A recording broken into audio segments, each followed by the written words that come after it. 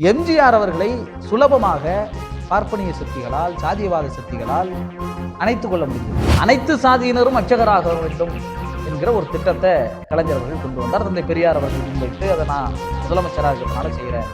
எம்ஜிஆர் அவர்களிடம் போய் திராவிடர் கழகம் இந்த போல ஒரு திட்டத்தை கொண்டு வந்தார். பெரியாருடைய கனவுதான் அது, நீங்கள் இதை நிறைவேற்ற வேண்டும் என்று கேட்டபோது எம்ஜிஆர் என்ன தெரியுமா சொன்னார்? காமி கும்பிடலேன்னு சொல்ற பெரியாரா இப்படி பேசியிருப்பார், இப்படி பேசியிருக்க மாட்டாரே அப்படின்னு.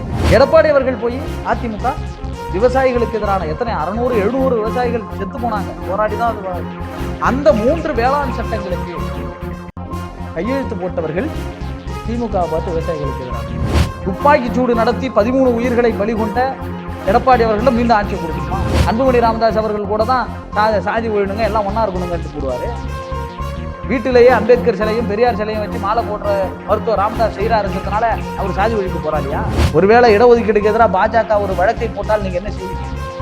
இடஒதுக்கீடு புரிதல்லாம் விஜய்கிட்ட இருக்கும். அவ இடஒதுக்கீடு பற்றிய புரிதல் இல்லாம, மாநில அரசாங்கம் பற்றிய புரிதல் இல்லாம, எதுவுமே பொதுவா நான் நல்லது செய்வேன். என்ன எல்லாருக்கும் அன்னதானம் பொறுத்து நினைச்சிட்டீங்களா? மக்களுக்கு ஆட்சி செய்யறதுன்னு அன்னதானம் பொறுத்து ட்ரஸ்ட் வச்சு நடத்துற மாதிரி கட்சி வச்சு நடத்துற அவர் அதுதான் உண்மை. அவர் ட்ரஸ்ட் மாதிரி நினைச்சுக்கிட்டு நான் வந்தா நல்லது செய்வேன் நல்லது செய்வேன். பாப்கார்ன் வாங்கி பஞ்சு மிட்டாய் வாங்கி சும்மா கொடுத்து பார்க்கலாங்கிற மாதிரி ஆட்சியை கொடுத்து பார்க்கலாங்க. ஆட்சி ஒழுங்கா நடத்த தெரியலன்னா உதயமின் திட்டத்தில் அவன் சொல்றாங்கிறதுக்காக கையெழுத்து போட்டவர் எடப்பாடி பழனிசாமி. ஆட்சியை கொடுத்ததுக்கான விளைவு யார் அனுபவிக்கிறது? இன்னைக்கு அனுபவிக்கிறோமா இல்லையா? ஒரே நாடு ஒரே ரேஷன் கார்டு திட்டத்தில் கையெழுத்து போட்டவர் எடப்பாடி பழனிசாமி. அனுபவிக்கிறோமா இல்லையா? மக்கள் விரோதமான எல்லா செயலும் செய்யறாங்க, திரும்ப அனுபவிக்கிறோமா இல்லையா? நாம இன்னைக்கு அனுபவிக்கிறோமா? அப்ப நீங்க இந்த புரிதல் இல்லாத ஒருத்தர்கிட்ட புதுசா வராருன்னு நீ கொடுத்துட்டு போடுவ. யார் அனுபவிப்பது? எல்லாருக்கும் சேர்ந்துதான் அது தலையில. பிறப்புக்கும் எல்லா உயிருக்கும்ங்கிறீங்க, புதி மாற்றம் வருதுங்கிறீங்க, சாதியை ஒழிக்கணும்னு வராருங்கிறீங்க. கவின் ஆணவ கொலைக்கு அவரால் வாய் திறக்க. அவங்க தரப்புல இருந்து என்ன கேட்கறாங்கன்னா, ஆளும் திமுக முதல்ல கவின் பிரச்சனைக்கு என்ன பண்ணுச்சுன்னு கேட்கறாங்க. ஒரு ஆணவ கொலைக்கு தனி சட்டம் இருந்துச்சு, அது ஒன்றும் அது செய்யாம தான் இருக்கு இந்த அரசு கேட்கறாங்க. ஆணவ கொலைக்கு தனிச்சட்டம் இயற்றியதான்னு கேட்கிறவங்க என்ன? திருநங்கைகள்னு ஒரு பெயரை கொடுத்தது புரட்சி தானே? மாற்றுத்திறனாளிகள்னு பெயரை கொடுத்தது புரட்சி தானே? கைம்பெண்கள் விதவைன்னு வச்சானே, கைம்பெண்கள்னு மாத்தினாரே கலைஞர், புரட்சி தானே? இந்த வரலாறுலாம் இப்போ இருக்கிற ஓட்டு போறவங்க அப்ப பெயரை மாத்தினா பெயரை மாற்றுவதே புரட்சி தான். பாவாடன்னு பேர் வச்சிருந்தவன் இன்னைக்கு நல்ல தமிழ் பேரோட அருமையா இருக்கிறான்ல. பெயரை வச்சு இடம் போட்ட காலம் உண்டா இல்லையா? இன்னைக்கு அவன் பிள்ளைக்கு ஏதாவது குப்பண்ணோ சுப்பண்ணோ பாவாடானோ பேர் வச்சா அவன் என்ன செய்வான்? அவன் ஐடி கம்பெனில வேலை செய்யறப்ப பெயரில் ஒவ்வாம இருக்கிறதா இல்லையா? நீ நல்ல பேரை வைக்க கூடாதுன்னு மனு தர்மம் சொல்லி தெரியுமா? அப்ப பெயரை மாற்றுவதே புரட்சிதாங்கிறப்ப ஆளணி என்கிற பெயரை மாற்றியது திமுக. ஆனா இப்போ இந்த திட்டங்கள் மூலயமா மனுக்கள் வாங்கினாலும் அந்த மனுக்கள் வந்து தண்ணியில மிதக்கிறது, இந்த மாதிரி ஒரு விஷயத்தையும் மக்கள் பாக்குறாங்க. அதனால ஒரு அதிருப்தியில இருக்கிறாங்க. இவங்க சும்மா பேருக்கு நிலத்தையும் பண்றாங்க, எதுவுமே நடக்கிறது இல்லை. சொன்ன மாதிரி இப்போ இந்த கரூர் இதுல கூட பந்தக்கால் நட்டு தான் விழா நடத்துறாங்க. இதெல்லாம் கொஞ்சம் முரணா தானே இருக்குது. இவங்க பெரியார் கிட்ட இருந்து அரசியல் கற்றுட்டு வராங்க.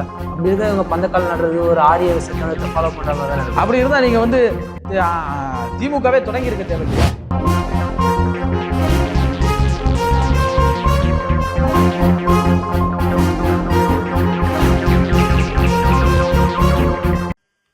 வணக்கம். வணக்கம். இப்போ இந்த கரூர் இஷ்யூல பார்த்தீங்கன்னா எதிர்கட்சிகள் எல்லாமே சேர்ந்து மொத்தமாக திமுக எதிர்க்கிறாங்க. அவங்களுக்குள்ள தனிப்பட்ட முறையில் வேற யாரு கட்சிக்கு பிரச்சனைகள் இருந்தால் கூட எல்லாரும் ஒன்றா சேர்ந்து திமுக எதிர்க்கிறாங்க. இந்த எதிர்ப்பு வந்து பார்த்தீங்கன்னா மக்கள் இடத்துலயே இருக்கு. அப்போ வந்து இந்த தமிழ்நாட்டில் வந்து ஒரு ஆட்சி மாற்றத்துக்கான தேவை இருக்கா? அதுக்கான காரணம் என்னவா இருக்குது மக்கள் கிட்ட? எதிர்கட்சிகள் அப்படிங்கிறோடைய நோக்கம் என்பது வந்து ஆளுங்கட்சியை திட்டுறது தான். இன்னைக்கு ஆளுங்கட்சியா இருக்கிறவங்க எதிர்கட்சியா இருந்தாலும் அவங்க அப்ப யார் ஆளுங்கட்சியா இருக்காங்களோ அவங்கள திட்டுவாங்க. ஆனால் இப்போது இருக்கிற திமுகவினுடைய இந்த ஆட்சி, அது அண்ணா காலத்தில் 2 ஆண்டு காலம் அண்ணா அவர்கள் அவ்வளவுதான் ஆட்சியில் இருந்தார். 67 ஆட்சியை முடிச்சு 69 அவருடைய மரணம் நிகழ்வு. ஆனால் அந்த இடத்திற்கு கலைஞர் அவர்கள் முதலமைச்சராக வந்ததிலிருந்தே திமுக எதிர்ப்பு மனநிலை என்பது இயல்பான ஒன்றாகவே பிரச்சாரம் செய்யப்பட்ட ஒன்று. அவர் தொடர்ந்து முதலமைச்சராக இருந்த வரலாறு எம்ஜிஆர் அவர்களுக்கு உண்டு. அம்மையார் ஜெயலலிதா அவர்களும் 2 முறை இருந்துட்டாங்க. அவங்க 2016 தொடர்ந்து ஜெயிச்சாங்க. 2016 சில ஆண்டுகள் தான் உயிரோடு இருந்தாங்க என்றாலும் கூட அவர் 2 முறை அவங்களும் இருந்துட்டாங்க. 5 ஆண்டுகள் இடைவெளியில் தான் கலைஞர் ஆட்சி செஞ்சிருப்பார். ஆனால் எப்பொழுதெல்லாம் கலைஞர் ஆட்சிக்கு வருகிறாரோ திமுக, கலைஞருடைய திமுக, அண்ணாவுக்கு அப்புறம் வந்த திமுக, அப்பொழுதெல்லாம் எதிர்கட்சிகள் சந்திக்கிற 2 மடங்கான எதிர்ப்பு அவர் சந்திப்பார். எதிர்க்கட்சிகளால். ஒரு ஆளுங்கட்சி இயல்பாக சந்திக்கிறதை விடவும் 2 மடங்கான எதிரிகளை அவங்க சந்திப்பாங்க. காரணம், கலைஞர் மீது இருக்கிற பார்வை என்பது கலைஞர் பகுத்தறிவாதி என்று தன்னை அடையாளப்படுத்தும். கலைஞர் தன்னை ஒரு மானமிகு சுயமரியாதைக்காரன் என்று அடையாளப்படுத்தும். எந்த அடையாளத்துக்கு பின்னாடி அவர் போய் ஒளிஞ்சுக்க மாட்டார். சுயமரியாதைக்காரரா ஒளிஞ்சுக்க மாட்டார். என்னதான் 50 ஆண்டு கால திராவிட ஆட்சி என்று அதிமுகவை சேர்த்து சொன்னாலும் கூட எம்ஜிஆர் அவர்களை சுலபமாக பார்ப்பனிய சக்திகளால், சாதியவாத சக்திகளால் அணைத்துக் கொள்ள முடிஞ்சது. ஆனா அப்படி இருக்கிற எம்ஜிஆர் ஆட்சியை தருவன் தான் வந்து பேசுறாங்களே. அதுதான் சொல்றேன், எம்ஜிஆர் ஆட்சியார் வேணாலும் கொடுத்துடலாம். இப்ப நீங்க உதாரணத்துக்கு அனைத்து சாதியினரும் அர்ச்சகராக வேண்டும் என்கிற ஒரு திட்டத்தை கலைஞர் அவர்கள் கொண்டு வந்தார். தந்தை பெரியார் அவர்கள் முன்வைத்து அதை நான் முதலமைச்சராக இருக்கிறதுனால செய்யறேன் அப்படின்னு சொல்லி அந்த திட்டம் ஊடகங்கள், பத்திரிகைகள், நிறுவனங்கள் எல்லாத்திலையும் இன்னைக்கும் பார்த்தீங்கன்னா, இன்னைக்கு இருக்கிற கடந்த சில மாதங்களுக்கு முன்பு வெளியிட்ட ஆய்வு கூட இந்தியாவில் ஊடகத்துறையில் இருக்கிற டாப் 10 போஸ்டிங்ல அப்பர் காஸ்ட் பீப்புளும் பிராமின்ஸும் தான் இருக்கிறாங்கன்னு வந்துருச்சு, பார்ப்பனர்கள். இன்னைக்கு இப்போ எடுத்துக்கிட்டாங்க கூட அதான் நிலைமை மீடியாஸ்ல. அப்ப அன்னைக்கும் தமிழ்நாட்டினுடைய அரசியல்ல பார்ப்பன ஊடகங்கள் தான் ஆதிக்கம் செலுத்தினது. அப்ப அந்த ஊடகங்கள் எல்லாம் யாரை எதிரியாக காட்ட வேண்டும் என்கிறதுல ரொம்ப தெளிவா இருப்பாங்க. கோயில் கருவறைக்குள் எல்லா சாதியினரும் போகலான்னு அனைத்து அர்ச்சகராகும் திட்டத்தை கொண்டு வந்தார் கலைஞர். கலைஞருடைய ஆட்சி போயிடுது. அதுக்கப்புறம் எம்ஜிஆர் வரார். எம்ஜிஆர் அவர்களிடம் போய் திராவிடர் கழகம் இது போல ஒரு திட்டத்தை கொண்டு வந்தார், பெரியாருடைய கனவுதான் அது, நீங்கள் இதை நிறைவேற்ற வேண்டும் என்று கேட்டபோது எம்ஜிஆர் என்ன தெரியுமா சொன்னார்? சாமி கும்பிடலேன்னு சொல்ற பெரியாரா இப்படி பேசியிருப்பார்? அப்படி பேசியிருக்க மாட்டாரே அப்படின்னு கேட்டேன். பார்ப்பனியத்துக்கு ஆதரவா ஒரு அப்ப இது எதுக்காக சொல்றேன்னா, கலைஞர் இந்த மாதிரி ஏதாவது செஞ்சுக்கிட்டே இருக்கும்னு நினைப்பார். ஒரு மாற்றத்துக்கான முயற்சி. ஆமா, அப்ப எதிரிகள் அதிகமாகுவாங்க. இப்போ உதாரணத்துக்கு நான் வந்து சமத்துவபுரம்னு ஒன்று கொண்டு வரேன், சாதியை ஒழிக்கணும்னா சாதி வெறுப்பு திருமணம் பண்ணவங்களுக்கு நிதி உதவி தரேன், ஒரு ஒடுக்கப்பட்ட சமூகத்தை சேர்ந்தவருடைய தலைவருடைய பேரை ஒரு பேருந்து முனையத்துக்கு வைக்கிறேன், ஏதாவது ஒன்று செஞ்சுக்கிட்டே இருப்பார். அப்ப செஞ்சுக்கிட்டே இருக்கிற கலைஞர் மீது எல்லாருக்கும் எதிர்ப்பு அதிகமாகும். எதிர்ப்பு அதிகமாகிறதுனால அதை திமுகவுக்கு மீதான எதிர்ப்பாகவே கட்டமைத்து விட்டார்கள். அந்த எதிர்ப்பினோட கண்டினியூவேஷன் தான் இன்னைக்கும் இயல்பிலேயே திமுகவை எதிர்க்க வேண்டும் என்கிற ஒரு மனநிலை இருக்கும். அது திமுகவுக்கு எதிராக வேலை செய்யுது 100%. இன்றைக்கும் வேலை செய்யுது. இது ஒரு பக்கம்னா, நீங்க யாரெல்லாம் திமுகவினுடைய ஆட்சிக்கு அகற்ற வேண்டும் அப்படின்னு கேட்கிறவங்களை நீங்க பாருங்க. திமுகவை வீழ்த்த வேண்டும் எதுக்காக? விவசாயிகளுக்கு துரோகம் செய்து விட்டது. 3 வேளாண் சட்டங்களை கையெழுத்திட்டவர்கள் போய் திமுக ஆட்சி இன்னைக்கு விவசாயிகளுக்கு எதிரான ஆட்சி. விவசாயிகளுக்கு எதிரான சட்டத்துக்கு கையெழுத்து போட்டவங்களே வந்து விவசாயிக்கு எதிரான திமுக. ஆமா, தனி விமானம் முடிச்சு இங்க இருந்து போய் அன்புமணி ராமதாஸ் அவர்கள் போட்டு வந்தாரு. இதுக்கே போகாது, விவசாய சட்டத்துக்கு நாடாளுமன்றத்துக்கு கையெழுத்து போட போயிட்டு வந்தார். எடப்பாடி அவர்கள் போய் அதிமுக விவசாயிகளுக்கு எதிரான எத்தனை 600-700 விவசாயிகள் செத்து போனாங்க, போராடிதான் அது. அந்த 3 வேளாண் சட்டங்களுக்கு கையெழுத்து போட்டவர்கள் திமுக பார்த்து விவசாயிகளுக்கு எதிரானதுங்கிறாங்க. ஆனா இவங்க திமுக எதிர்த்து இந்த மாதிரி குற்றச்சாட்டு வைக்கிறாங்க. எடப்பாடி பீரியட்ல நடுவுர்ல தீண்டாமை சுவர் இடிந்து விழுந்து 11 பேர் இறந்து போனாங்க. அப்பொழுது உரிமை கேட்டு போராடிய நாகை திருவள்ளுவன் தமிழ் புலிகள் கட்சியினுடைய நிறுவனர் தோழர் நாகை திருவள்ளுவனை போலீஸ்காரங்க அடிச்சு இழுத்துட்டு போனாங்களா இல்லையா? அது எடப்பாடி பீரியட்ல. அப்ப அவர் எப்படி தலித்துகளுடைய பிரதிநிதியா இருக்க முடியும்? நீங்க அவரை எப்படி காட்சிப்படுத்துவீங்க? என்னன்னா அப்ப இன்னும் யாரெல்லாம் எதிர்கட்சியில இருக்கிறாங்க? இப்ப பாஜகவை நீங்க சொல்லவே தேவையில்லை. எந்த காலத்துல அவங்க மீனவர்களை நாங்க ஒரு மீனவன் கூட சாக விட மாட்டோம், ஒரு மீனவர்கள் அதுக்கப்புறம் கைதே செய்ய முடியாது எல்லாம் சொன்னாங்க. என்னன்னா இந்த 10 ஆண்டுகள் இவங்க ஆட்சி முடிஞ்சிச்சு, இப்ப திமுக ஆட்சி வந்துருச்சு. இதுக்கு முன்னாடி நம்ம 10 ஆண்டுல நம்ம பண்ணதெல்லாம் மறந்துட்டு இருப்பாங்க மக்கள். நம்ம எது சொன்னாலும் அதுதான் ஒரு மழை. அப்ப அதுதான் இப்ப நீங்க துப்பாக்கி சூடு நடத்தி 13 உயிர்களை பலி கொண்ட எடப்பாடி அவர்கள் மீண்டும் ஆட்சியை கொடுக்கணுமா? திரும்ப அவர் நான் டிவியில 10 நியூஸ் தெரிஞ்சுக்கிட்டேன்னு வர ஏதாவது நடந்தா அப்ப அதான். அப்ப விவசாயிகள் சட்டத்துக்கு ஆதரவு அளித்து விவசாயிகளுக்கு எதிர்ப்பா இருந்த அன்புமணி ராமதாஸ் ஆட்சியை கொடுக்கணுமா? இப்ப யாரை நான் முன்னிறுத்துவதுங்கிற ஒரு கேள்வி இருக்குல்ல, அதான் விஜய் வருகிறாரே அப்படிங்கிற ஒரு கேள்வி. இப்ப விஜய் அவர்களுக்கு மக்களுக்கு நல்லது பண்ணணுங்கிறார். என்ன நல்லது? எல்லாருக்கும் எல்லாம் கிடைக்கணும்ன்றாரு. எல்லாருக்கும் சாப்பாடு கிடைக்கணும், தண்ணி கிடைக்கணும், குடிநீர் கிடைக்கணும், அதெல்லாம் கிடைக்குது. தமிழ்நாட்டினுடைய பிரச்சனை என்ன, இந்தியாவினுடைய பிரச்சனை என்ன? அம்பேத்கர் இந்தியாவுடைய பிரச்சனை சாதிங்கிறார். உலகின் வேறெங்கும் இல்லாத சாதி என்கிற கட்டமைப்பு இந்தியாவில் இருக்கிறது. அது இந்த சாதிக்கு மட்டுமே அதிக அதிகாரங்களை வழங்குகிறது. உழைக்கிற சாதிகளுக்கு அதிகாரங்களை வழங்குவதில்லைங்கிறார். தந்தை பெரியார் அவர்கள் இந்த ஜாதி கட்டமைப்பை முறியடிப்பதற்குத்தான் தமிழ்நாடுடைய அரசியலை இடஒதுக்கீடை நோக்கி நகர்த்தினாங்க. ஆனா இவர் நான் சாதியை பத்தி பேச மாட்டேன், ஆனா எல்லாரும் சமன்றதை பேசுவாரு. ஆமா, அதான் இங்க நல்லா எல்லாரும் சாதி ஒழியணும்னு எல்லாரும் சொல்லலாம். படத்துல வசனம் கூட தான் வைக்கலாம். தீண்டாமை ஒழிய வேண்டும், தீண்டாமை ஒழியணும்னு சொல்லலாம், சாதி ஒழியணும்னு சொல்லலாம், சமத்துவம் வரணும்னு சொல்லலாம். அன்புமணி ராமதாஸ் அவர்கள் கூட தான் சாதி ஒழியணுங்க, எல்லாம் ஒன்னா இருக்கணுங்கன்ட்டு போடுவாரு. வீட்டிலேயே அம்பேத்கர் சிலையும் பெரியார் சிலையும் வச்சு மாலை போடுற மருத்துவர் ராமதாஸ் செய்யறாருங்கிறதுனால அவர் சாதி ஒழிப்பு போராளியா? பொதுவா சாதி ஒழியணும்னு எல்லாம் பேசலாம், மக்கள் நல்லா செய்யறேன்னு எல்லாம் சொல்லலாம். ஆனால் இந்திய கட்டமைப்பில், தமிழ்நாடு கட்டமைப்பில் மாற்றத்தை எது கொண்டு வந்தது? இடஒதுக்கீடு. இடஒதுக்கீடு பற்றிய பார்வை என்ன? ஒருவேளை இடஒதுக்கீடுக்கு எதிராக பாஜக ஒரு வழக்கை போட்டால் நீங்க என்ன செய்வீங்க? இடஒதுக்கீடு புரிதல்லாம் விஜய்கிட்ட இருக்கும். அவ இடஒதுக்கீடு பற்றிய புரிதல் இல்லாம, மாநில அரசாங்கம் பற்றிய புரிதல் இல்லாம, எதுவுமே பொதுவா நான் நல்லது செய்வேன். ஏன்னா எல்லாருக்கும் வந்து அன்னதானம் பொறுத்து நினைச்சிட்டீங்களா? மக்களுக்கு ஆட்சி செய்யறதுன்னா அன்னதானம் பொறுத்து நினைச்சு ட்ரஸ்ட் வச்சு நடத்துற மாதிரி கட்சி வச்சு நடத்துற, அதுதான் உண்மை. ஒரு ட்ரஸ்ட் மாதிரி நினைச்சுக்கிட்டு நான் வந்தா நல்லது செய்வேன். கோயில்ல அன்னதானம் போடுற மாதிரி நினைச்சுக்கிறாங்க. மக்கள் என்ன செஞ்சாங்க?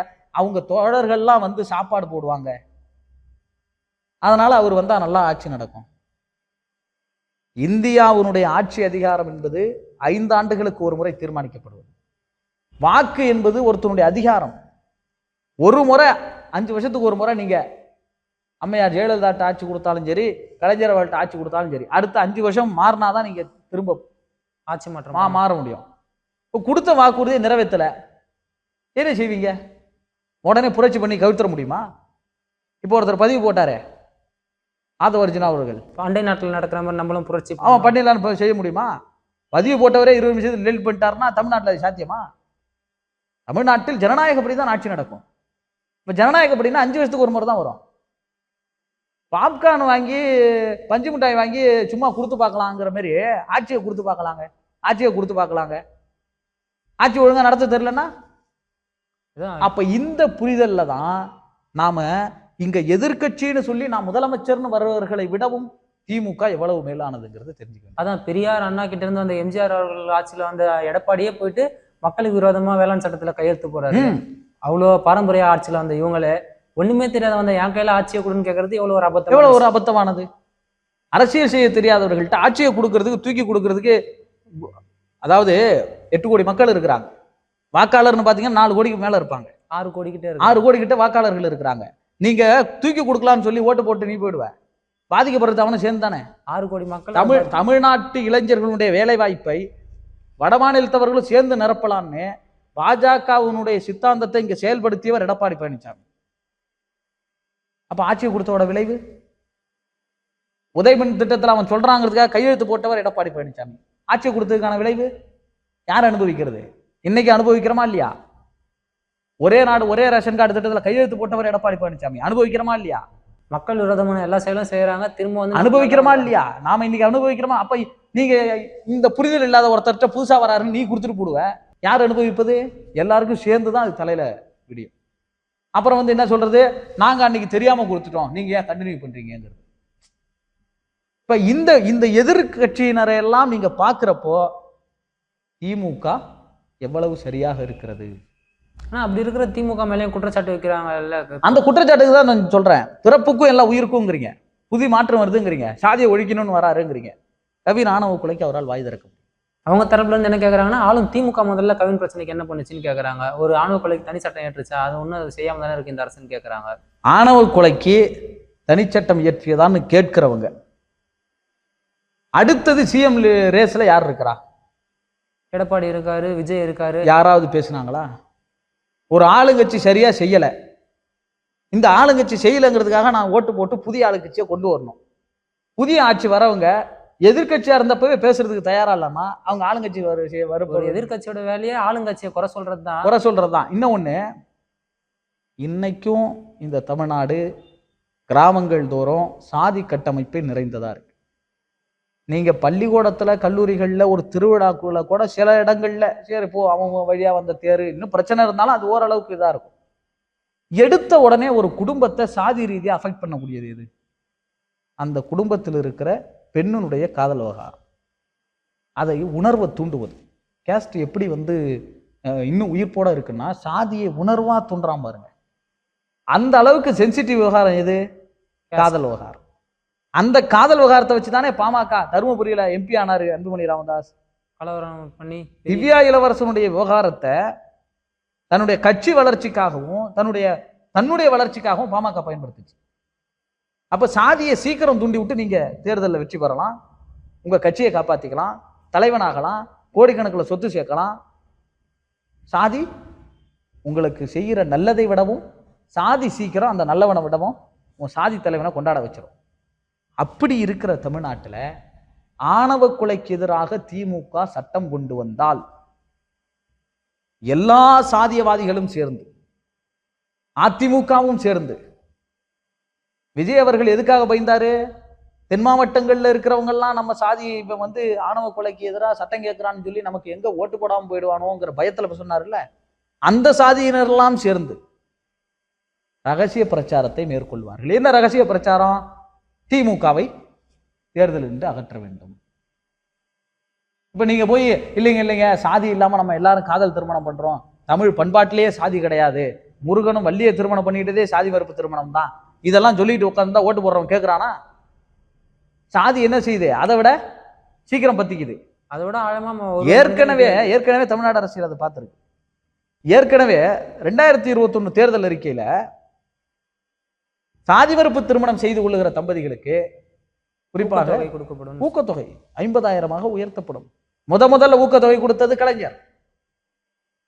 அப்படி ஒரு திட்டத்தை கொண்டு வராதனால்தான் எம்ஜிஆர் தொடர்ந்து முதலமைச்சர். சாதிக்கு எதிராக எந்த பிரச்சனையும் பண்ணாம இருந்ததுனால தான் எம்ஜிஆர் தொடர்ந்து முதலமைச்சர். ஆனா சாதி மறுப்பு திருமணம் செய்தவர்களுக்கு ஊக்கத்தொகை வழங்கியவர் கலைஞர். அதை ஸ்டாலின் அவர்கள் தன்னுடைய தேர்தல் அறிக்கையில 8 கிராம் தங்கமும் ஊக்கத்தொகை 50,000 உயர்த்து வழங்கப்படுங்கிறார். அதை தூக்கிட்டு போய் வீடு வீடா உட்காந்து பிரச்சாரம் பண்றான். பாத்தியா, நம்ம பொண்ணை கல்யாணம் பண்ணி கூட்டு வர்றவனுக்குலாம் ஸ்டாலின் காசு தராரான்னு. அதை நம்பி திமுக தோக்கடிச்சவன் எத்தனை பேர் தெரியுமா? அப்ப என்ன, நீங்க ஆணவ கொலைக்கு எதிராக இப்போது தேர்தல் நேரத்தில் இவங்க சட்டம் கொண்டு வரணும், சட்டம் கொண்டு வந்துட்டா உடனே சட்டம் வேண்டும். நம்மிடம் பிரச்சாரம் இருக்கிறதா? நாம அவங்கள மாத்துற அளவுக்கு வலிமை இருக்கிறதா? எதிர்கட்சிகள் ஏன் பேசல தெரியுமா? திமுக சட்டம் கொண்டு வருவான், இதை வச்சு அவன் ஆட்சியை வீழ்த்திடலாம், நம்ம வந்துடலாம். ஒரு சட்டம் போட்டா அதோட ரிஃப்ளெக்ஷனை நம்ம பயன்படுத்திக்கலாங்கிறான். அதிமுக வெயிட் பண்றான். அதுக்கு ரிஃப்ளெக்ஷன் யாரும் தொந்தரவு கொடுக்க வேணாம். திமுகவோட கூட்டணியில் இருக்கிற விடுதலை சிறுத்தைகளோ கம்யூனிஸ்டுகளோ பெரியாரி அமைப்புகளோ திமுகவுக்கு அழுத்தம் கொடுக்கட்டும். ஆணவ கொலைக்கு எதிரான சட்டத்தை இப்போதே கொண்டு வரட்டும். கொண்டு வந்தா என்ன செய்வீங்க? பாத்தீங்களா, நான் இதுவரை வாயே திறக்கலீங்க, அப்ப நீங்க எனக்கு ஓட்டு போடுங்கன்னு ஏடிஎம்கே அதை அறுவடை செய்யும். இது வரைக்கும் சாதிவாதி அதுல புதுசா ரேஸ்ல பங்கேற்று இருக்கிற விஜயம் என்ன செய்யறாரு? நான் கூட தாங்க வாய் திறக்கல கவி ஆணவ படுகொலை கூட, அப்ப எனக்கு ஓட்டு போடுங்க, திமுக வீழ்த்திடலாம். சாதிவாதிகள்லாம் இவர்கள் ஆதரிச்சு இவங்க ஓட்டு, அதுக்காக தானே பேசல. இப்படிப்பட்ட அரசியல் செய்யறவங்க நாம என்னன்னா, இப்ப திமுக காலனிங்கிற சொல்லை ஒழித்தது திமுக, சமூக நீதி விடுதின்னு வச்சது திமுக. பல பேர் கேட்பான், பேரை மாத்திட்டா போதுமா? பெயர் தானே எங்க இருக்கிற பெரிய அரசியல். பறையன் பள்ளன் அவன் இவன் இருந்ததை இருன்னு மாத்துறதுக்கே கலைஞர் எவ்வளவு பெரிய புரட்சி செய்தார். ஆதி திராவிடர்கள்னு இவர்களை மாற்ற வேண்டும் என்பது ஒரு எவ்வளவு பெரிய புரட்சி. எம்.சி. ராஜா போன்றவர்கள், தாத்தா ரெட்டவலை சீனிவாசன் அவங்க எல்லாம் செஞ்சாங்கல்ல. என்னங்க, திருநங்கைகள்னு ஒரு பெயரை கொடுத்தது புரட்சி தானே? மாற்றுத்திறனாளிகள்னு பெயரை கொடுத்தது புரட்சி தானே? கைம்பெண்கள் விதவைன்னு வச்சானே, கைம்பெண்கள்னு மாத்தினாரே கலைஞர், புரட்சி தானே? இந்த வரலாறுலாம் இப்ப இருக்கிற ஓட்டு போறவங்களுக்கு அப்ப பெயரை மாத்தினா பெயரை மாற்றுவதே புரட்சி தான். பாவாடன்னு பேர் வச்சிருந்தவன் இன்னைக்கு நல்ல தமிழ் பேரோட அருமையா இருக்கிறான்ல. பெயரை வச்சு இட போட்ட காலம் உண்டா இல்லையா?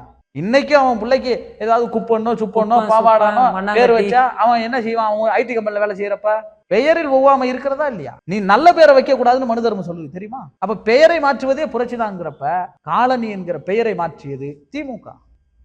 சமூக நீதி விடுதின்னு மாத்தினது திமுக.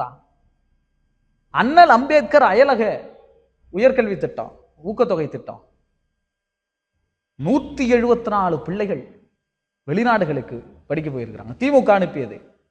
136 பிள்ளைகள் இந்தியாவில் இருக்கிற ஐஐடி ஐஎம்எம்க்குலாம் போயிருக்கிறாங்க. எந்த வருஷம் இல்லாம இந்த வருஷம் பெரிய சாதனை, 65 கோடி ரூபாய் ஒதுக்கி இருக்கிறார். அதிமுக எடப்பாடி பீரியட்ல ஒதுக்குனது வெறும் 4 கோடி ரூபாய். அப்ப இந்த ஆட்சி ஆணவ கொலைக்கான சட்டத்தையும் இயற்றும். ஏன்னா வேற யாரும் அது இதுக்கான எந்த முன்னெடுப்புகளும் இல்லை. ஆணவ கொலைக்கு சட்டம் இயற்ற சொல்லி விஜய் போராடுகிறார், அதிமுக போராடுகிறது. எல்லாரும் ஒரு சேர நிற்கும் போது அந்த சட்டத்தை ஏற்றலாம். அப்ப திமுக காரன் எவ்வளவு உஷாரா இருப்பான்? இவன் சட்டத்தை போடுவான், நம்ம சாதிவாதிகளை ஆதரிச்சுக்கலான்னு அவன் எவ்வளவு வெயிட் பண்ணிட்டு இருப்பான்? அது அறியாதவனா இவன்? அப்ப எப்படியாவது திமுக வீழ்த்த வேண்டும் என்பவர்களுக்கு அது ஒரு விவகாரம். என்னன்னா இங்க இருக்கிற 2000 சாதி அடுக்க இவங்க வந்து கொடுக்குற 5 வருஷத்துல மாத்திர ஆண்டு 50 வருஷத்துல மாத்திர. அப்ப எப்படி கலைஞர் அவர்கள் எதையாவது அதுல செஞ்சுக்கிட்டே இருப்பாரு, ஆனா அவரை வீழ்த்துருவானோ. அதே மாதிரிதான் திமுக அரசையும் சாதியவாதிகளும் எதிர்க்கிறார்கள். சாதி ஒழிப்பில் ஏதாவது ஒரு வேலைகளை செய்கிற திமுகவை எதிர்க்கிறார். இது இயல்பு தான், அப்ப இருந்தே இது இயல்பு தான். நீங்க நல்லா பாருங்க, எடப்பாடியினுடைய பீரியட்ல அவருடைய காலகட்டத்திலையும் எத்தனை போராட்டம். திமுகவுடைய கூட்டணியில் இருக்கக்கூடிய கட்சிகள், கம்யூனிஸ்டுகள் போராடினார்கள், விடுதலை சிறுத்தைகள் போராடினார்கள், காங்கிரஸ் போராடியது, திராவிடர் கழகம் போன்ற அமைப்புகள், பெரியாரி அமைப்புகள் போராடியது. ஏதோ ஒரே ஒரு விஷயம், நாங்க போராடி எடப்பாடி பழனிசாமி அவர்கள் இந்த சட்டத்தை வாபஸ் பெற்றார். நாங்கள் போராடி எடப்பாடி பழனிசாமி அவர்கள் இந்த சட்டத்தை வித்து பேசினார், இந்த பெயரை நீக்கினார், இந்த இவ்வளவு கோடி ரூபாய் ஆயுதிராவிடர்களுக்கு நிதி ஒதுக்கினார், இவ்வளவு கோடி ரூபாய் பிற்படுத்தப்பட்ட மக்களுக்கு நிதி ஒதுக்கினார். வளர்ச்சியும் மாற்றத்தையும் அவங்க பண்ணவே இல்லை. அப்ப இத்தனை பெரும் போராட்டம் நடத்தி எடப்பாடி பழனிசாமி எதுவுமே பண்ணல. ஆனால் கூட்டணியில் இருந்து திமுக ஆட்சி அமைந்ததுக்கு பிறகு அவர்கள் செய்தது அதிகமா இல்லையா? கூட இருந்து வாங்கினது குறைகள் இருக்கிறது. அதுதானே நான் இப்ப அடுக்கினேன். உலக்கல்வி திட்டங்கிற பேர்ல விஸ்வகர்மா யோஜனான்னு ஒரு திட்டம் கொண்டு வரான். அந்த திட்டம் உன்னுடைய சாதி தொழிலை செய்யறதுக்கு நான் நிதி கொடுக்குறேங்கிறது. உன்னுடைய சாதி தொழிலை செய்யறதுக்கு நிதி கொடுக்குறேன், வேற தொழிலை செய்யக்கூடாது. உங்களுடைய சாதி தொழிலை செய்யறதுக்கு நிதி கொடுக்குறாங்கிறது. இதுல இந்தியா முழுக்க ஏத்துக்கிட்டான். அதை புது டேர்ம்ல கொண்டு வராங்க. அவன் விருப்பம் இருக்கிறத செய்யட்டும், விருப்பம் இருக்கிறத செய்யட்டும். அதுதான், விருப்பம் இருக்கிறத செய்யட்டும். விருப்பம் இருக்கிறத முடிவெற்றவனுடைய பிள்ளை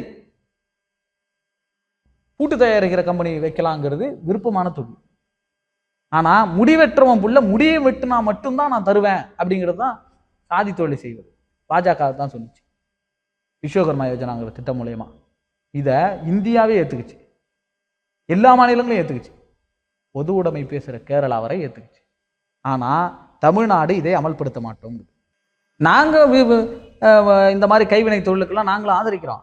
ஆனா ஒரு திருத்தம், அந்த சாதியை சேர்ந்தவன் தான் அந்த தொழிலை செய்யணுங்கிற குலக்கல்வியை நாங்க ஏத்துக்க மாட்டோம். இந்த துணிவு தமிழ்நாட்டுக்கு மட்டும்தான் இருந்தது. தமிழ்நாட்டுக்கு மட்டும்ங்கிறதுலையும் அது திமுகவுக்கு மட்டும்தான் இருந்தது.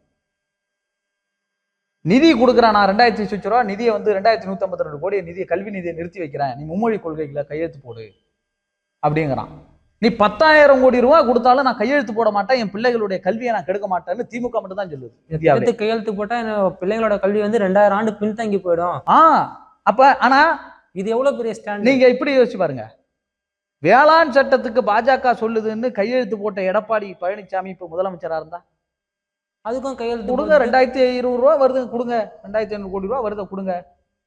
அவர் கையெழுத்து போட்டு போயிடுவாரு. பிள்ளைகள் எதிர்காலம், அப்ப பிள்ளைகளின் எதிர்காலத்தை பற்றி சிந்திக்கிற ஒரு முதலமைச்சரை நீங்க மறுபடி கொண்டு வருவீங்களா? குலக்கல்வி திட்டம், சாதியை கொண்டாடுகிற ஒரு திட்டம் வரக்கூடாதுன்னு எதிர்க்கிற ஒரு சிஎம் கொண்டு வருவீங்களா? அதனாலதான் அவருக்கு இத்தனை எதிரிகள். திமுகவை எதிர்க்கிறதுக்கான இத்தனை எதிரிகள் அதனாலதான். மகளிருக்கு 1000 ரூபாய் திட்டம்னு சொல்றோம்.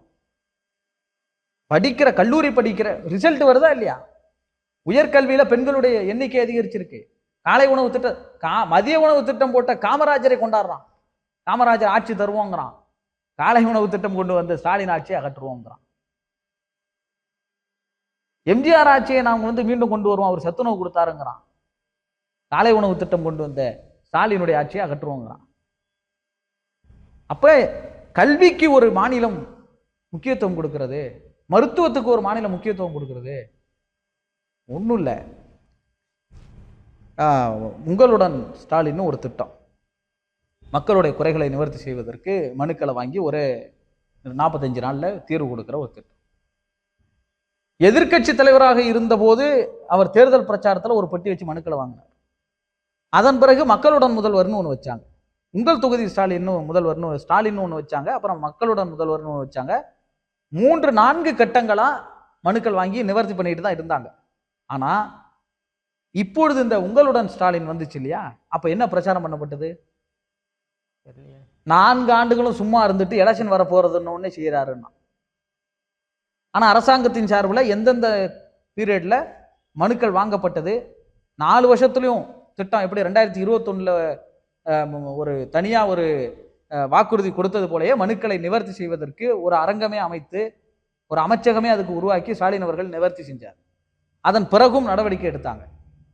2023லயும் வந்தது, 2024லயும் அந்தந்த நகர பகுதிகளில் அதே மாதிரி மக்களோட முதல்வர்னு ஒரு ஸ்கீம் கொண்டு வந்தாங்க.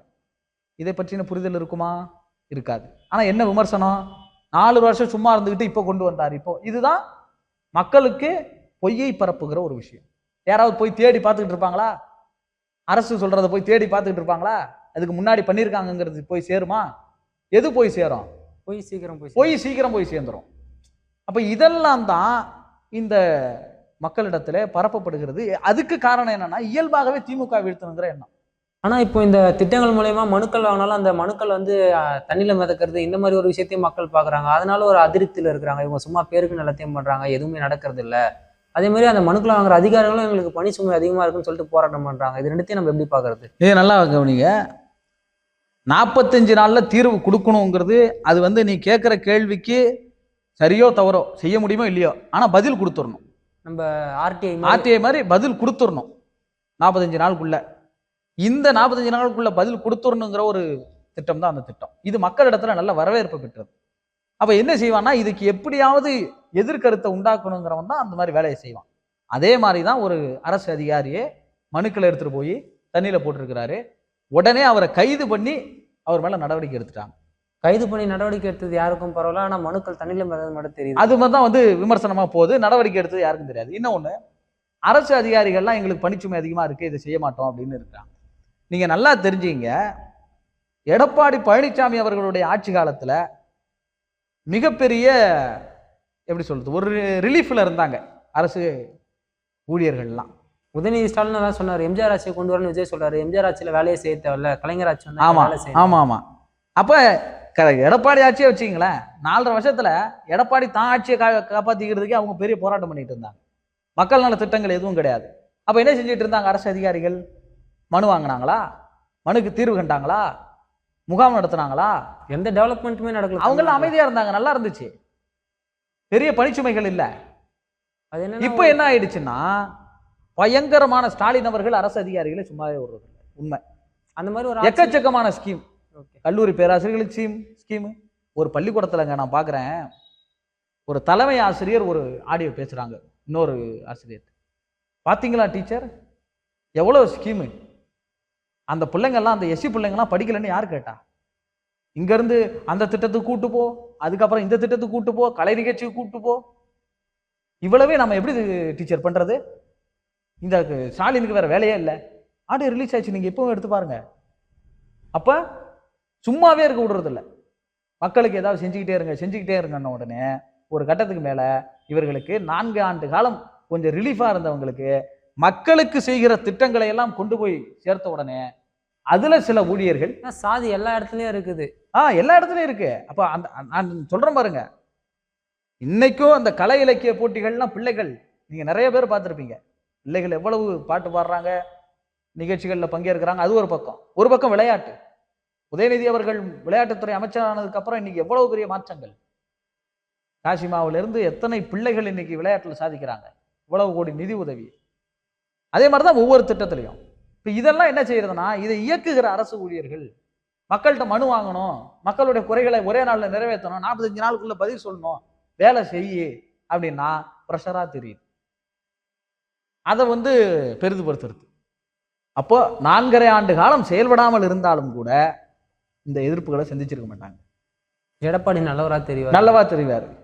இன்றைக்கு ஸ்டாலின் ஆட்சியில் மக்களுக்கான திட்டங்களை வகுப்பதும் அதை செயல்படுத்த சொல்லுவதும் உறுதியாக பாஜகவை எதிர்ப்பதும் பெரிய அளவில் எதிரிகளை உண்டாக்கி கொண்டே இருக்கு. அதனுடைய விளைவுதான் இன்னைக்கு திமுகவை வீழ்த்த வேண்டும் எல்லா சைட்ல இருந்து வரும். இளைஞருக்கும் இப்படிதான் வந்தது. சாதிவாதிகளும் எதிர்ப்பார்கள், சாதியால் பாதிக்கப்படுகிற ஒடுக்கப்பட்ட மக்களும் எதிர்ப்பார்கள். அவன் அடிக்கிறான்னு இவன் எதிர்ப்பான், இவன் நீ என்னை பாதுகாக்கலன்னு அடிப்பான், எதிர்ப்பான். இப்போ இந்த எதிர்ப்பை அவர் எல்லா சைட்ல இருந்தும் எதிர்கொண்டார். இந்துத்துவவாதிகளும் நீ பகுத்தறிவு பேசுறன்னு எதிர்ப்பாங்க, பகுத்தறிவாதிகள் திமுக செய்யற சில இந்துத்துவ விஷயங்களை எதிர்ப்பாங்க. சொன்ன மாதிரி இப்போ இந்த கரூர் இதுல கூட பந்தக்கால் நடத்தி தான் விழா நடத்துறாங்க. இதெல்லாம் கொஞ்சம் முரணா தானே இருக்குது. இவங்க பெரியார் கிட்ட இருந்து அரசியல் கத்துட்டு வராங்க, அப்படி இருக்க இவங்க பந்தக்கால் நடுறது ஒரு ஆரிய சித்தாந்தத்தை ஃபாலோ பண்ற மாதிரி தானே இருக்கு. அப்படி இருந்தா நீங்க வந்து திமுகவே தொடங்கி இருக்க தேவையில்லையே. திராவிடர் கழகத்தில் ஏன் திமுக பிரிஞ்சு போகுது? தேர்தல் பாதைக்கு வந்துடுறோம். தேர்தல் என்பது வாக்கு வங்கியை குறிவைப்பது, நிறைய தெரிஞ்சுக்கணும். நான் பெரியார் வழி நடக்கிறேன் என்பதற்காக பெரியாருடைய இயக்கம் வேறு, திமுக வேறு. திமுக அந்த வழியில் நடப்பதிலே அண்ணா அவர்கள் இருந்தார், கலைஞர் அவர்கள் இருந்தார். முதல் இந்துத்துவ பண்டிகைகளுக்கு வாழ்த்து சொல்லார ஒரு முதலமைச்சர் எங்க இருக்கிறார்? திமுகவில் தானே இருக்கிறார். வர எல்லா முதலமைச்சரும் சொல்றாங்கல்ல, எடப்பாடி சொல்றாரு இல்ல, விஜய் அவர்கள் சொல்றாரு இல்ல, ஆனால் முதல்வர் சொல்லவில்லையே. அவர் தானே அவங்க மேல இருக்க குற்றச்சாட்டு, திமுக மேல இருக்க குற்றச்சாட்டு. ஆனா தேர்தல்னு வருகிற பொழுது அந்த கட்சியில இருக்கிற எல்லாரும் ஒரே மாதிரி இருப்பான்னு எப்படி சொல்ல முடியும்? அதை இதே கட்சியில் இருக்கிற கனிமொழி அவர்களோ ஆராசா போன்றவர்களோ இன்னும் பகுத்தறிவாதிகளாகத்தானே இருக்கிறாங்க. அப்ப நம்ம என்ன செஞ்சிருக்கிறோம்னா, பெரியாரோடு ஒரு தேர்தல் கட்சியும் ஒப்பிட்டுக்கிறோம் பல நேரங்கள்ல. அதை கண்டிக்கிறோமா இல்லையா? அவங்க ஊர்ல கோயில் கும்பாபிஷேகத்துக்கு நிதி கொடுக்கணும், நிதி கொடுத்தாதான் ஓட்டு போடுவாங்கிற நிலைமை. தேர்தல் அரசியல நிக்கிறவன் அந்த லோக்கல் பாலிடிக்ஸ் பண்றதுக்கு என்ன செய்வான்? நிதி கொடுப்பான். அந்த நிதி எடுத்து நம்ம என்ன சொல்றது? பெரியார் பாதையில் இருந்து தவறி விட்டது திமுக. ஏன்னா ஃபாலோ பண்றவங்க மக்கள், இப்போ மக்கள் நாம எதிர்பார்க்கிறோம் ஒரு பெரியார் ஆட்சின்னு சொல்றவங்க சரியா இருக்கணும்னு எதிர்பார்க்கிறோம், இது தேவை இருக்கக்கூடாது, இந்த புரிதல் இருக்கணும்னு எதிர்பார்க்கிறோம். ஆனா இதுல என்ன ஒரு முரண்பாடு தெரியுங்களா? ஆயுத பூஜை சரஸ்வதி பூஜை நடந்தா கூட இந்துத்துவ பண்டிகை தான். எத்தனை கம்யூனிஸ்ட் தோழர்களுடைய போர்டுகளை வாழை மரம் கட்டி பூஜை செஞ்சிருப்பாங்க தெரியுங்களா? ஆரியம் எல்லாருக்கிட்டையும் பரவுது. சிஐடியூ இருக்கும், அங்க பாத்தீங்கன்னா நீங்க ஆட்டோ ஸ்டாண்டு மற்ற ஸ்டாண்டெல்லாம் இருக்கும். அவங்க என்ன செய்வாங்க? பூஜை போட்டு வச்சிருப்பாங்க எல்லாரும். ஏன்னா அந்த ஸ்டாண்ட்ல இருக்கிறவங்க ஒருத்தர், ஆனா கொள்கை அவங்களுக்கு ஓகே, கொள்கை மத அடையாளத்தோடு இருக்கக்கூடாது, மதம் இருக்கு அப்படின்னு. ஆனா அங்க இருக்கிறவங்க அதுக்காக மார்க்சியம் தோத்து விட்டது சொல்ல முடியுமா? அப்ப அம்பேத்கர் அரசியல பாருங்க, பேனர் கட்டி தலைகீழ தொங்குறான், செடல்ல முதுகுல அளவு குத்திக்கிட்டு. ஆனா அம்பேத்கர் இந்துவா சாக மாட்டேன்னு சொன்னார். எல்லார் வீட்லயும் ஆயுத பூஜை கொண்டாடுறான், சரஸ்வதி பூஜை கொண்டாடுறான், கேட்டா வீட்டுல சொல்லுவாங்கங்கிறான். ஆனா அப்ப அம்பேத்கரையும் தோத்து விட்டுன்னு சொல்ல முடியுமா? அப்படி பார்த்தா பெரியாருடைய சித்தாந்தத்துல அந்த தோழர்கள் பயன்படுத்துறாங்க. ஆனா அரசியல் கட்சியில் இருக்கிற பொழுது அந்த நிலைப்பாடுகள் மாறும். அந்த நிலைப்பாடுகள்லையும் நீங்க இந்த 3 சித்தாந்தத்தையும் ஒப்பிட்டு பாருங்க, அதுக்கு திமுக பெட்டரா தெரியும். ஏன்னா திமுக தலைவர்கள் பெரும்பான்மையானவர்கள் சிந்தனையோட இருப்பான் மக்கள். அப்ப அந்த மாதிரி இந்த மாதிரி ஒரு 2 இடத்துல என்ன ஆச்சரியம் தெரியுங்களா? தானும் இந்துத்துவ வழக்கங்களை பின்பற்றக்கூடிய ஒரு சித்தாந்தத்துல இருப்பான். ஆனா திமுகவை பாத்தீங்களா, இதான் திமுக, இதான் பெரியாருடைய அமைப்பு, இதான் பெரியார் வழியா, இதான் பெரியார் மண்ணா. தாம் பின்பற்ற சித்தாந்தத்தினுடைய தலைவர்களுடைய சித்தாந்தத்தை தன்னுடைய மக்கள் எப்படி பின்பற்றுறாங்க, அங்க எப்படி தோத்து போயிருக்கிறாங்கிறதுலாம் அவர்களுக்கு கவலை இல்லை. அது எங்க இருந்து வருதுன்னா, பெரியார் மண் என்பது பெருமையின் அடையாளம் தான். ஏன்னா நீங்க வேற எதை சொல்லி இந்துத்துவத்தை எதிர்ப்பீங்க? இந்துத்துவம் இது பெரியார் மண் இல்லைன்னு சொல்லுது. அம்பேத்கர் கூட ஆர்எஸ்எஸ் காரங்க ஏத்துக்கிறாங்க, மோடி ஏத்துக்கிறாரு, ஆனா பெரியாரை ஏத்துக்க முடியாது. ஏன் அம்பேத்கரை ஏத்துக்கிறாங்கன்னா, அம்பேத்கர் இருக்கிற அந்த வாக்கு வங்கி அரசியல். அப்ப பெரியாரை ஏற்றுக்கொள்வது என்பது ஏன் இங்க பெரியார் மண்ணுன்னு சொல்றோம்னா, இந்துத்துவவாதிகள் இது பெரியார் மண் இல்லைங்கிறான். அவனுக்கு தேவை இது பெரியார் மண் இல்லைன்னு நிறுவனம். என்னன்னா அம்பேத்கர் இந்தியா முழுக்க ஒரு வாக்கு வங்கியா இருக்காரு, பெரியார் தமிழ்நாட்டில் இருக்கிறாரு. பெரியாரை வச்சு தமிழ்நாட்டில் ஒரு அரசியல் போகுது, அந்த அரசியல் அவன் எதிர்க்க வேண்டிய தேவை இருக்குது. அது காரணம் என்னன்னா, நீங்க எல்லா மத தலைவர்களோ எல்லா தலைவர்களுக்கு பின்னாலும் அவன் எடுத்துக்கிறதுக்கு காரணம் சாதிய வட்டம் இருக்குது. இப்ப பெரியாரை இப்ப எந்த தலைவர்களை எதிர்த்தாலும் அந்த சாதிகாரன் உங்களுக்கு சப்போர்ட்டுக்கு வருவான். பெரியாரை எதிர்த்தா எந்த சாதிகாரன் சப்போர்ட் வருவான் சொல்லுங்க? ராமசாமி நாயக்கர்னு அவருக்கு பின்னாடி அவங்களே ஏத்துக்கலையா? அதானே. இப்ப நீங்க வாவுசி எதிர்த்தீங்கன்னா பிள்ளைமார்கள்லாம் சங்கம் போராடுது, சரிங்களா? நீங்க யாரை எதிர்த்தாலும் இப்போ கட்டபொம்மனை எதிர்த்தீங்கன்னா ஒரு வரும், அழகு முத்துக்குணம் எதிர்த்தீங்கன்னா ஒரு வரும், முத்துராமலிங்கம் அவர்களை எதிர்த்தீங்கன்னா வரும். இமானுவேல் சேகரனை எதிர்த்தீங்கன்னா வரும், எல்லாரும் வராங்க. அம்பேத்கரை எதிர்த்தீங்கன்னா கூட வராங்க. பெரியாரை எதிர்த்தா நாய்க்கர் சமூகம் வருது. என்னைக்கு வந்திருக்கு சொல்லுங்க? என்னைக்காவது பார்த்துருக்கீங்களா? அவங்களே அவரை கிளைம் பண்ணிக்க மாட்டாங்க. அதுக்கு காரணம் பெரியார் ரொம்ப தெளிவாக சாதி ஒழிப்பை தீவிரப்படுத்தியவர். பெரியார் சாதி ஒழிப்போடு இந்துத்துவத்தையும் எதிர்த்து அரசியல் செய்தவர். அப்ப அம்பேத்கர் செய்யல, அம்பேத்கரும் செய்தார். ஆனால் அம்பேத்கர் பின் இருக்கிற வாக்கு வங்கி அவர்களுக்கு தேவைப்படுது. இந்த அடையாளங்கள்ல தான் நீங்க வந்து இத அவன் பெரியார் மண்ணான்னு கேட்கிற போது குறைபாடுகள் இருந்தாலும் ஆமாம் இது நாம் பெரியார் மண்ணுதான் சொல்லணும்.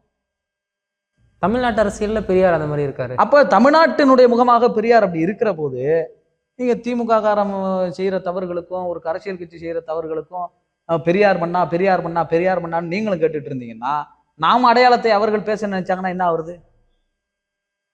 இந்த நாட்டுல அரசியல் சட்டம் முழுக்க எழுதியவர் புரட்சியாளர் அம்பேத்கர்னு கொண்டாடுறோம். அப்ப நாட்டுல நடக்கிற எல்லா கான்ஸ்டியூஷன் அன்கான்ஸ்டியூஷனல் விஷயத்துக்கும் அம்பேத்கர் அரசியலமைப்பு சட்டத்தை எழுதிட்டாரு, அப்ப இது சரியா இல்லையா? இது அம்பேத்கர் வாதத்தையும் வைக்கிறாங்க. இது அம்பேத்கர் மண்ணான்னு கேட்க முடியுமா?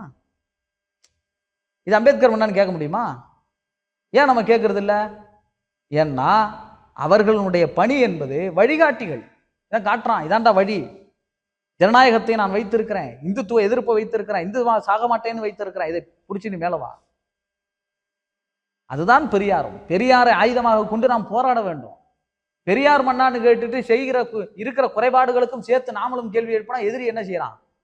பாத்தீங்களா, இது பெரியார் மண்ணான்னு அவனும் சேர்ந்துக்கிறான். அப்ப பெரியாருக்கு இங்க இடம் இல்லைன்னு நினைக்கிறான். பெரியாருக்கு இந்த மண்ணில் இடம் இருக்கிறதுங்கிறதுனாலதான் வட மாநிலங்கள்ல ஆசாத்தின்னு போடுறான் பெரியார்.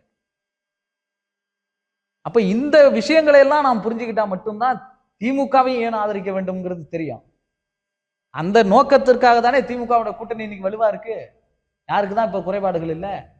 மற்ற இயக்கங்களும் இந்த இடதுசாரி இயக்கங்களுமே திமுகவுக்கு ஆதரவான நிலைப்பாடுல தான் இருக்கு. அதானே இருக்கிறாங்க, அவங்க ஆதரவு நிலையில தான் இருக்கிறாங்க. தமிழ்நாட்டில் இருக்கிற திமுகவோட குற்றச்சாட்டுகளை கம்யூனிஸ்ட் இயக்கங்கள் உட்பட சுட்டி காட்டும் எல்லா இயக்கங்களும். ஆனா பிருந்தாகாரத்து கம்யூனிஸ்ட் அமைப்பினுடைய பிருந்தாகாரத்து இங்க வந்து என்ன சொல்லிட்டு போறாங்க? இந்தியாவிலே பாஜக எதிர்க்கிற வலிமை திமுகவுக்கு தான் இருக்கு.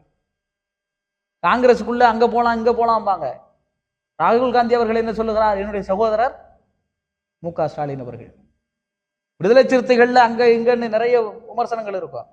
ஆனால் திமுகவை பாதுகாக்க வேண்டியது, அரசமைப்பை பாதுகாக்க வேண்டியதனுடைய கடமைன்னு அம்பேத்கர் அரசியலோடு முனைவர் திருமாவர்கள் இன்னைக்கு களத்தில் நிற்கிறார். ஆக இவர்களுக்கு அரசியல் புரியும். எதிர்கட்சியை யாரை நோக்கி நீங்க போய் இந்த மாற்றத்தெல்லாம் கொண்டு வந்தெல்லாம் நினைக்க முடியும்? அதனால்தான் ஜனநாயக சக்திகள் திமுகவோடு கைகோர்த்து நிற்கிறார்கள். அந்த திமுகவை எதிர்க்க வேண்டும் என்கிற மனநிலை சாதி இந்துக்களுக்கும் சாதி வெறியர்களுக்கும் இந்துத்துவ ஆதரவாளருக்கும் பார்ப்பனிய கூட்டத்துக்கும் எப்பொழுதுமே அதிகமா இருக்கும். இங்க சின்ன சின்ன நடக்கிற பிரச்சனையை வச்சு ஒரு சின்ன பிரச்சனைகள்லாம் புதாகரமாக்கி சரி இப்ப வந்து அதை தான் நான் கேட்டேன். சாமி கும்பிட்றாங்கிற ஒரு திமுக காரனுடைய போஸ்ட் எடுத்து நம்ம இவ்வளவு வைரல் பண்ணி இதுதான் திமுக, பெரியாருக்கு அவங்களுக்கும் சம்பந்தம் இல்லைங்கிறோம். எடப்பாடி பீரியடு ஆட்சி வந்துடலாமா? அப்ப இது பெரியார் மண் என்பதை நாம் மீண்டும் மீண்டும் நிரூபிக்க வேண்டியது இருக்கிறது. அந்த தேவைக்காகத்தான் அந்த அரசியலையும் நாம் புரிஞ்சிக்க வேண்டும். சரிங்க தோழர், ஓகே, நன்றி. நன்றி.